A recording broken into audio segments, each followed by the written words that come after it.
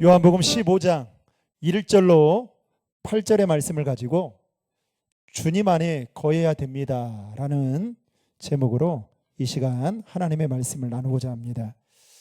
일본의 사과 농부인 기무라 아키노리라는 분이 있습니다. 이분인데요, 이분이 쓴 기적의 사과라는 책이 있습니다. 그는 자연농법으로 사과를 재배하는 농부로 매우 유명한 사람입니다.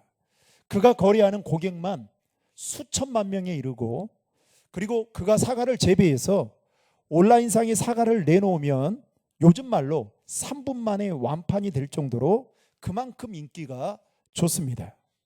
프랑스의 한 유명 레스토랑에서는 그의 사과로 만든 수프를 만들어서 판매를 하는데, 그의 수프 맛을 맛보려면 무려 1년 전에 예약을 해야만 그 맛을 볼 수 있다라고 할 정도로 어마어마한 인기를 얻은 분입니다. 이 기무라 아키노리는 아버지의 뒤를 이어서 가업으로 농사를 짓게 됩니다. 그리고 그는 모든 것은 자연에게 맡겨야 된다라고 주장을 하면서 자연농법을 강조했던 사람입니다.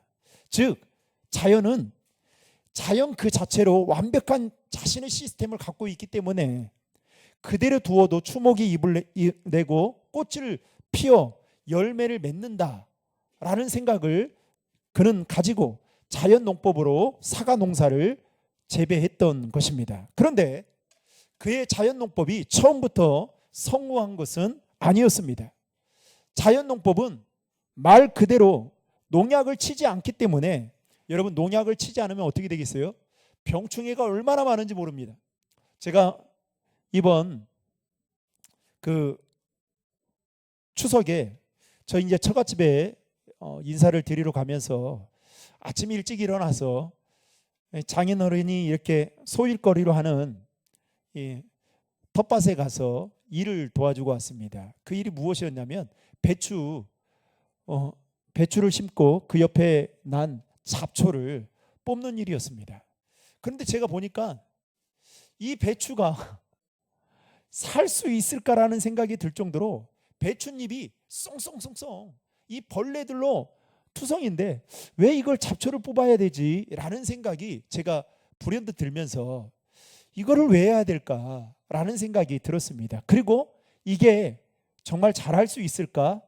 그런데 이번에 김장할 일이 있어서 처음으로 제가 결혼하고 처갓집에 김장하러 도와주러 간 일은 정말 처음입니다. 항상 이렇게 얻어먹어서 늘 이 죄스러운 마음이 있었거든요.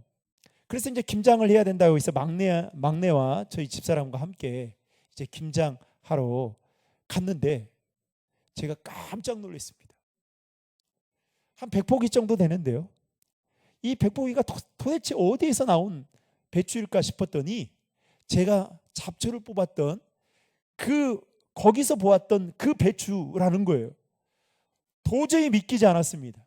왜냐하면 그 당시만 해도 이 잎사귀에 뽕뽕뽕 뚫려가지고 이 벌레들이 얼마나 많이 먹었는지, 그래서 도대체 이게 이렇게 될 수 있을까라는 의구심이 들 정도였는데, 문제는 그러지 않았다는 거예요. 여러분, 이 기무라 아키노리도 이 농약을 전혀 치지 않는 이 자연농법을 추구하다 보니까 병충해가 얼마나 많은지 모릅니다. 그가 첫 해에 사과나무를 800그루를 심었습니다. 그런데 농약을 치지 않다 보니까 이 800그루 나무의 벌레들이 그 잎사귀를 모두 다 갉아먹어 버렸습니다. 그러면서 열매를 하나도 거두지 못하고 실패하고 말았습니다. 그런데 그는 거기서 낙심하지 않았어요. 그 다음에 또 도전했습니다. 그런데 또 실패했습니다. 이렇게 하기를 무려 6년 동안 했습니다. 6년 동안 실패를 거듭하면서 그의 삶에 상당한 타격을 받기 시작합니다. 재정적인 부채가 많이 늘어나면서 이로 인해 힘들고 어려운 시기를 보내던 중에 더 이상 견딜 수 없다라고 생각한 나머지 그는 가족들에게 미안한 마음을 가지고 극단적인 선택을 하기로 마음을 먹고 목을 매기 위해 산으로 올라갑니다. 그런데 거기에서 대반전이 일어납니다. 죽으려고 결심하고 올라간 그 산에서, 아무도 돌보지 않는 그곳에서 튼튼하게 자라 열매 맺는 도토리 나무를 보게 됩니다. 그때 이 이야기를 그는 이 책에서 이렇게 기록하고 있습니다. 화면을 띄워주십시오. 산기슭에 있는 사과나무나 눈앞의 도토리 나무나 똑같은 산의 공기를 마시고 똑같은 태양빛을 받는다. 조건은 다를 바 없다. 그러나 결정적으로 다른 것이 하나 있었다. 땅에는 잡초가 제멋대로 자라 발이 빠질 정도로 깊었다. 흙이 달랐던 것이다. 기무라 아키노니는 그동안 사과나무만 보았지 사과나무가 자라는 토대인 흙을 보지 못했던 것입니다. 그는 사과나무가 잘 자라지 못하는 것은 벌레와 병충해 때문이다라고 생각하고 그동안 벌레를 잡고 어떻게 하면 이 병충해를 없앨까에 관심을 갖고 거기에 초점을 맞추고 있었는데, 문제는 사실은 벌레와 병충해는 그 결과였던 것입니다. 사과나무가 약해졌기 때문에 생겼던 것이었던 것이죠. 그가 본 도토리 나무도 그 산에서 얼마나 병충해의 공격을 많이 받았을까요? 그럼에도 불구하고 도토리 나무가 건강하게 자랄 수 있었던 그 비결을 그 산에서 보았는데, 그 비결은 바로 무엇이었느냐? 흙에 있었다라는 것을 알게 되었습니다. 그래서 그는 곧장 산에서 내려와 산과 같은 환경을 만들어주기 위해 자신의 사과 농사 밭에 퇴비를 뿌리지 않고 잡초가 자라도록 합니다. 그리고 흙을 따뜻하게, 그리고 푹푹 빠질 수 있는 그런 흙으로 만들어줍니다. 그러자 2년 뒤에 놀라운 일이 벌어졌습니다. 사과나무가 몰라보게 좋은 결실을 맺게 되었던 것입니다. 1991년 가을에 일본에 큰 태풍이 불어닥쳤습니다. 많은 농가가 피해를 입었죠. 거의 결실을 거두지 못한 농가들이 많았습니다. 그런데 그가 운영했던 농장에 있는 사과들 중에 여러분 80% 이상의 사과들이 떨어지지 않고 그대로 보존될 정도로 피해가 크지 않았습니다. 많은 사람들이 여기에 관심을 갖게 되었습니다. 그 비결이 무엇인지 그에게 찾아와서 물었습니다. 그는 이렇게 말했던 것입니다. 우리 사과 농사 밭은 흙이 너무 좋으니까 나무들이 뿌리를 깊숙이 잘 내리고 영양분을 공급받았기 때문에 이럴 수 있었습니다. 즉 사과나무 자체가 튼튼했고 충분한 영양분을 흡수하다 보니까 사과나무와 열매가 연결시켜주는 그 꼭지 부분이 다른 사과나무에 비해서 굉장히 단단하고 튼튼하고 그리고 탄탄했다라는 것입니다. 그래서 그 태풍 속에서도 사과나무가 낙과되지 않았다고 그는 말하면서 우리 사과나무가 이렇게 잘 되는 그 비결은 바로 흙에 있다라고 그는 말했습니다. 그러면서 그는 기적의 사과라는 책에서 흙의 중요함과 동시에 흙에 따라 열매가 달라진다라고 하면서 사과나무가 좋은 흙과 오늘 말씀에 따르면 교제를 하면, 아니 사과나무가 좋은 흙 안에 거하게 되면 좋은 결실을 거두게 된다라고 가르쳐 주고 있습니다. 여러분, 흙이 좋다고 하는 것은 기초가 튼튼하다라는 이야기입니다. 우리 인생에도 어디에 기초를 두느냐에 따라 삶의 질이 달라질 수 있다라는 것입니다. 마태복음 5장부터 7장까지는 우리가 잘 알고 있는 예수님께서 제자들에게 하신 산상수훈의 말씀입니다. 특별히 그 5장부터 7장 중에 마지막 결론부에 해당되어지는 그 7장의 마지막 부분에 보면 이런 이야기가 나옵니다. 모래 위에 지은 집과 반석 위에 지은 집에 대한 이야기가 나옵니다. 모래 위에 지은 집은 기초가 모래고 반석 위에 지은 집의 기초는 반석이죠. 그런데 집을 지은 겉모양은 거의 비슷합니다. 큰 차이를 보이지 않습니다. 그런데 중요한 것은 비바람이 불 때 반석 위에 지은 집과 모래 위에 지은 집이 그때서야 비로소 확연하게 차이가 나타나게 된다는 겁니다. 모래 위에 지은 집은 다 무너졌습니다. 집 자체가 떠내려가 버렸습니다. 남은 것이 없습니다. 원상복귀할 수가 없습니다. 그런데 반대로 반석 위에 지은 집은 비바람이 불어도 끄떡하지 않았습니다. 그 이유는 집을 짓는 기초가 달랐기 때문입니다. 이처럼 기초가 튼튼한 반석 위에 세운 집은 무너지지 않는다는 것입니다. 그렇다면 반석 위에 집을 짓는다는 것은 무엇을 말하는 걸까요? 곧 말씀 위에 우리 인생의 집을 짓는다는 것을 의미합니다. 말씀 위에 인생의 집을 짓는 사람은 아무리 거친 비바람이 불어도 무너지지 않습니다. 왜냐하면 말씀이 그 인생의 집을 붙들고 있기 때문입니다. 요한복음 1장에 보면 태초에 말씀이 계셨다라고 하면서 이 말씀은 하나님과 함께 계셨고 곧 이 말씀은 예수 그리스도다라고 말하고 있는 것을 보게 됩니다. 여러분, 우리가 인생의 기초를 반석이신 예수 그리스도께, 말씀이신 예수 그리스도께 둘 때에 우리 인생은 아무리 큰 시련의 바람이 불어도 흔들리지 않는다는 것을 꼭 기억하시길 바랍니다. 혹여나 흔들릴 수 있다 할지라도 결코 무너지지 않는다라는 것입니다. 사랑하는 성도 여러분, 저와 여러분이 세상에 기초를 두기보다는 반석이신 예수 그리스도께 우리의 인생의 기초를 든든히 둘 수 있기를 주님의 이름으로 축원합니다. 오늘 본문에서 예수님은 제자들에게 내 안에 거하라 라고 말씀하고 계십니다. 여기서 내 안에 거하라 라는 이 말은 한마디로 말하면 예수 안에 살아야 된다라는 말씀입니다. 다시 말해 예수 안에 머물면서 예수님과 교제하는 것을 말하고 또 유기적인 관계를 맺는 것을 말하고 있는 것입니다. 예수님과 관계를 맺을 때에 우리가 살 수 있다라는 이야기입니다. 여러분, 사도 요한은 오늘 본문에서 예수님과 우리와의 관계를 포도나무와 가지의 관계로 비유하고 있습니다. 오늘 본문에 보면 예수님은 자신을 가리켜 참 포도나무다라고 말하고 있고 하나님 아버지는 농부로 그리고 가지는 바로 우리 자신을 가리키고 있는 것을 볼 수 있습니다. 그런데 오늘 포도나무의 비유의 핵심은 무엇이냐? 가지가 포도나무에 붙어 있을 때 살 수 있다라는 것입니다.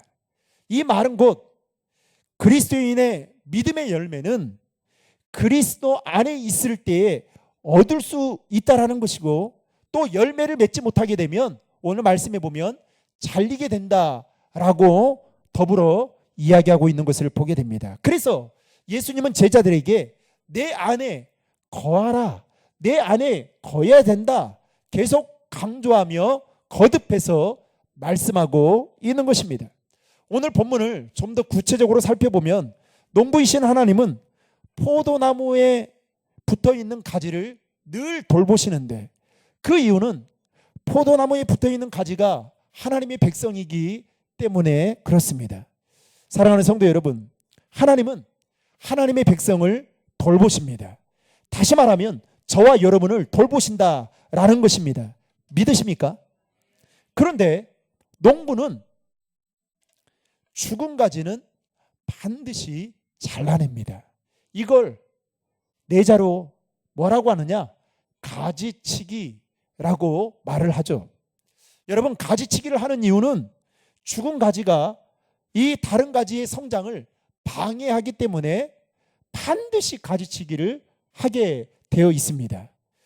여러분, 우리를 향한 하나님의 소원이 있습니다. 그 소원은 가지와 같은 우리가 일상의 삶에서 거룩한 열매를 맺는 살아있는 가지가 되기를 원하신다라는 겁니다. 자, 그렇다면 어떻게 하면 우리는 열매 맺는 가지가 될 수 있을지 오늘 두 가지로만 나누고자 합니다. 첫 번째로 열매 맺는 가지가 되려면 말씀으로 깨끗해져야 됩니다. 병충해를 먹은 가지는 여러분 열매를 맺지 못할 뿐만 아니라 다른 가지에도 해를 끼치기 때문에 농부는 그 가지를 반드시 잘라 버립니다. 우리도 깨끗하지 못하면 여러분 잘린다는 겁니다. 그러면 우리는 어떻게 깨끗할 수 있을까요? 오늘 3절의 말씀을 다 함께 읽겠습니다. 이미 깨끗하여졌으니, 여기서 깨끗하여졌다라는 이 말씀은 헬라어 원문으로 보면 가지치기 되었다라는 뜻을 포함하고 있습니다. 다시 말해 이미 가지치기가 되어서 깨끗해졌다. 무엇으로요? 말씀으로. 즉 제자들은 이미 깨끗해졌다라는 것입니다. 디모데전서 4장 5절에 보면 이렇게 말씀하고 있습니다. 하나님의 말씀과 기도로 거룩하여 지니라. 여러분, 우리가 거룩해진다는 것은 영적으로 깨끗해지는 것을 말합니다. 그런데 그 비결이 있습니다. 그 비결은 무엇입니까? 바로 기도와 말씀이다라는 것입니다. 여러분, 우리가 하나님 앞에 기도하고 말씀을 읽을 때 우리 안에 은혜가 밀려옵니다. 아니, 우리 자신이 얼마나 하나님 앞에서 부족한 자인지, 얼마나 흠이 많은 자인지, 우리가 얼마나 죄된 인생을 살았는지, 우리가 얼마나 하나님의 말씀과 반대의 삶을 살았는지를 기도하고 말씀을 읽을 때에 그때서야 비로소 비춰볼 수 있는 겁니다. 그래서 여러분, 어떤 분은 이렇게 말합니다. 성경은 거울과 같다라고 말을 합니다. 왜요? 여러분, 거울은 왜 봅니까?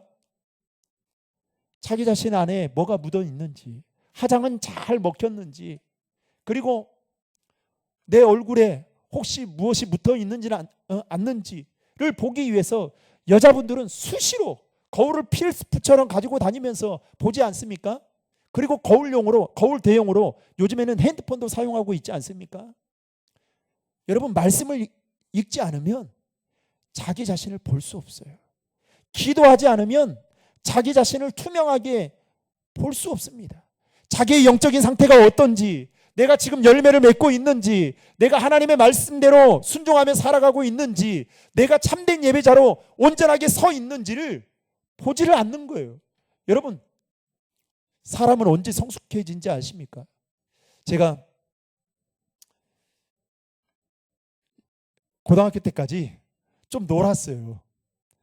왜 공부를 해야 되는지, 운동을 했던 사람이라 공부를 왜 해야 되는지를 사실 모르고 또 공부하라는 이야기를 부모님으로부터 들어본 적이 없습니다. 그런데 제가 그러면서 이제 대학교에 들어간 겁니다. 신학교에 들어갔어요. 신학교 1년 동안요. 신학교에 들어갔는데 학교를 간 날이 정말 손꼽아 몇 번 되지 않았습니다. 학교에서 이대로 가서는 학교 못 다닌다라고 이렇게 저에게 전화를 걸어서, 그리고 개인 면담을 통해서, 그래서 저는 사실 학교를 다닐 마음이 눈꼽만큼도 없었습니다. 그러면서 1년의 시간을 신학교가 아닌 제 친구가 다니는 전주대학교라고, 지금도 잊어버리지 않아요. 전주대학교 지역사회경제학과, 거기를 친구 따라 다녔어요. 얼마나 잘 다녔던지 그 학과 학생들이 제가 학생인 줄 알고 저를 임원으로 뽑을 정도로 제가 거기를 잘 다녔습니다. 캠퍼스에서 놀았어요. 그런데 어느 날 신학교에 있는 형님을 통해 사형리를, 복음을 듣게 되고, 그리고 예수님을 다시 영접하고 만나게 됐습니다. 그런데 그때뿐이었어요. 제 삶에 변화가 없었습니다. 왜 그런지 아십니까?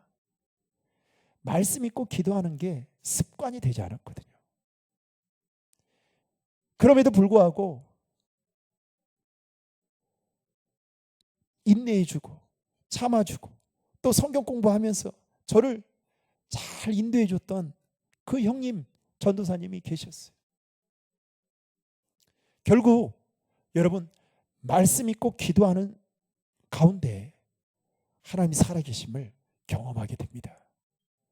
그리고 곧장 지금까지 한 길만 바라보고 여기까지 달려오게 된 것입니다.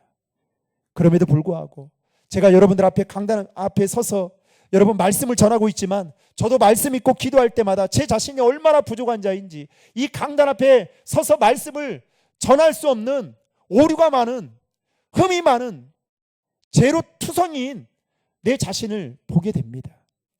여러분, 성경은 말씀은 성령의 검이다라고 표현을 하고 있습니다. 그래서 에베소 6장 17절에 보면 성령의 검, 곧 하나님의 말씀을 가지라, 이렇게 말씀하고 있죠. 말씀은 검과 같아요. 그래서 우리 내면에 있는 제약된 것을 도려냅니다. 또 우리의 잘못된 생각을 여러분 찔러서 도려냅니다. 그런데 마귀는 어떻게 하느냐? 자꾸만 우리의 제약된 것을 숨기게 합니다. 여러분, 우리가 몸에 고름이 생기면 엉덩이에 가끔씩, 지금은 이제 그런 일이 있을란가 모르겠지만 옛날에는 잘 이렇게 씻는 게 일상화되지 않았어요. 하루에 한 번씩 목욕하는 거 여러분 쉽지 않았습니다. 제가 70년대만 살았을 때도. 그래서요, 엉덩이에 이 종기 같은 게 났어요. 여러분, 종기가 나면 어떻게 해요? 아우, 여러분, 그 고름이 생기잖아요.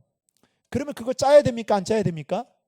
반드시 짜야 됩니다. 짜지 않으면 나중에 그게 커지고 그리고 나중에 큰 상처로 남게 돼요. 그런데 그리고 짜내지 않으면 그것 때문에 잠을 못 잡니다. 여러분, 고름이 생긴 부분을 칼로 도려낼 때 얼마나 아프고 그리고 또 짤 때 고통이 얼마나 따른지 모릅니다. 하지만 그 고통의 과정을 통해서 우리의 몸이 그 아픈 부분이 새살에 돋아나고 또 우리가 건강하게 지낼 수가 있는 것이죠. 하나님의 말씀도 마찬가지입니다. 하나님은 말씀을 통해서 우리를 때로는 위로하시고 때로는 우리에게 새 힘을 공급해 주시지만 반대로 때로는 우리를 말씀을 통해 책망하시기도 하십니다. 그때 우리는 말씀의 검 앞에서 우리의 제약된 부분을 도려내야 됩니다. 그래야 살 수 있고 건강해질 수 있다라는 것이죠. 이처럼 말씀과 기도는 우리 안에 열매 맺지 못하도록 방해하고 깨끗하지 못하게 하는 그 죄를 단호하게 가지칠 수 있는 최고의 무기라는 사실을 여러분 꼭 기억하시길 바랍니다. 두 번째로, 열매 맺는 가지가 되려면 포도나무 줄기이신, 띄워주세요 하면, 예수님께 붙어 있어야 됩니다. 그래서 예수님은 오늘 본문을 통해 제자들에게 뭐라고 말씀하느냐? 내 안에 거하라. 이 말은 쉽게 말하면 계속 붙어 있으라, 이렇게 말씀하고 있는 것입니다. 여러분, 열매를 맺지 못한 것에 대한 두려움도 사실 있죠. 그러나 그것보다 더 두려워해야 될 것은 무엇인지 아십니까?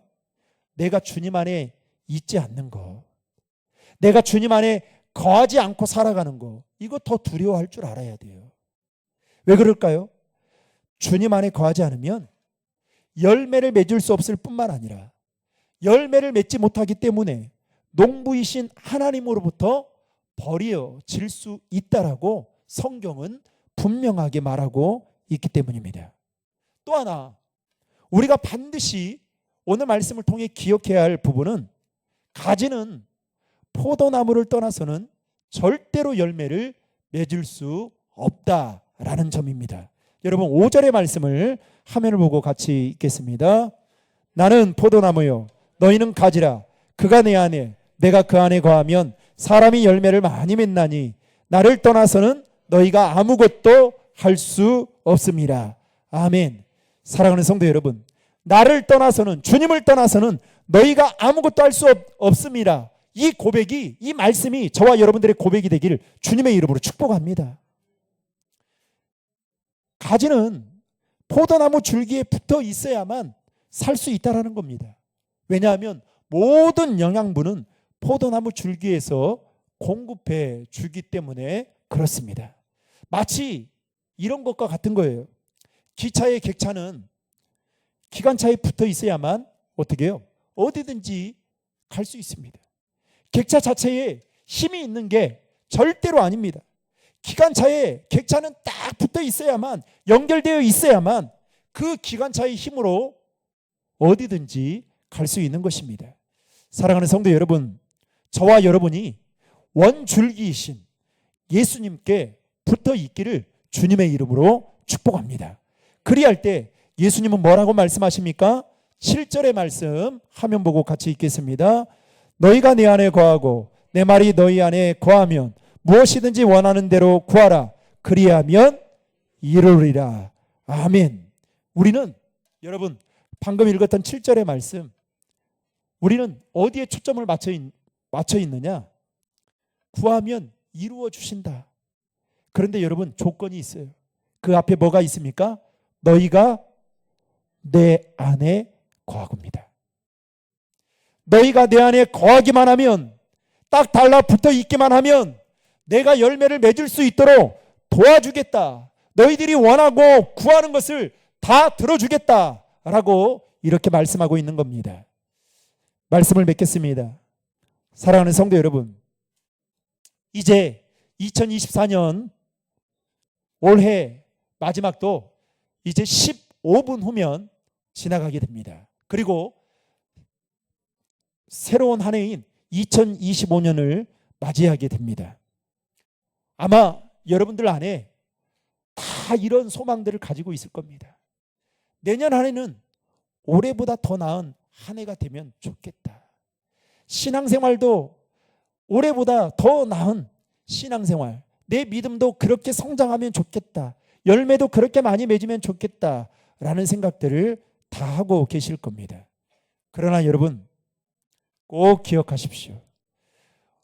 많은 열매를 맺고 우리가 주님을 기쁘시게 하는 삶을 살기 위해서는 반드시 저와 여러분들이 기억해야 될 것은, 우리의 삶의 제일 첫 번째 우선순위로 두어야 될 한 가지 일이 있다면 그것은 바로 주님 안에 거하는 일입니다.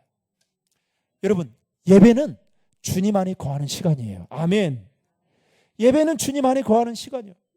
올해 마지막을 제가 돌아보면서 영상을 만들고, 그리고 우리 교회 성도들을 생각하면서 어떤 말씀으로 나눌까 생각하다가 오늘 이 말씀을 정하게 된 거예요. 주님 안에 거하는 것이 복이구나. 주님 안에 거할 때에 참된 평안과 행복과 기쁨을 누릴 수 있는 거구나. 내가 아무리 주님을 떠나서 아무리 내 능력으로 산다 할지라도 거기에는 분명한 한계가 있구나. 아니, 엄청난 실패가 따르겠구나. 사랑하는 성도 여러분, 2025년 한 해에는 저와 여러분들이 주님 안에 거하는 한 해가 되기를 주님의 이름으로 축복합니다.